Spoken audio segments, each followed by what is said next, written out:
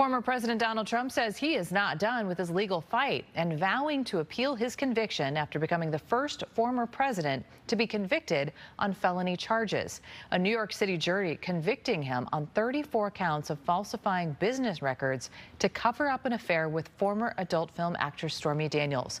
The defiant former president blasting the trial, saying voters will vindicate him. He says his appeal will be based on a number of things. He accuses the judge of not allowing them to have a witness or allowing them to talk. It was a rigged trial. We wanted a venue change where we could have a fair trial. We didn't get it. We wanted a judge change. We wanted a judge that wasn't conflicted. And obviously he didn't do that. Trump's sentencing hearing is scheduled for July 11th, 4 days before the Republican National Convention in Milwaukee, which starts on July 15th. The question now is, how will this week's conviction affect Trump's chances at the polls?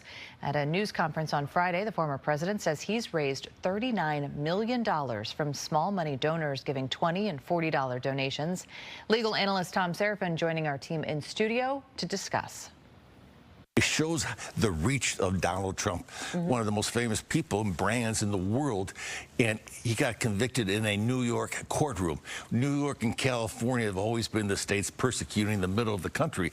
That's what the middle of the country thinks. You know, they talk about flyover states. So, I mean, he's got a lot of people that are very, very, very rabid for him. What Joe Biden doesn't have, he doesn't have that. You don't see big crowds where he shows up. He doesn't have that enthusiastic voter. He's got the numbers, but he doesn't have the enthusiasm. Donald Trump has that enthusiasm, but he needs a few more numbers.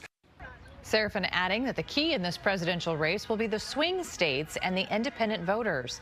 Those will be the crucial numbers to watch to see if Trump's conviction had any impact.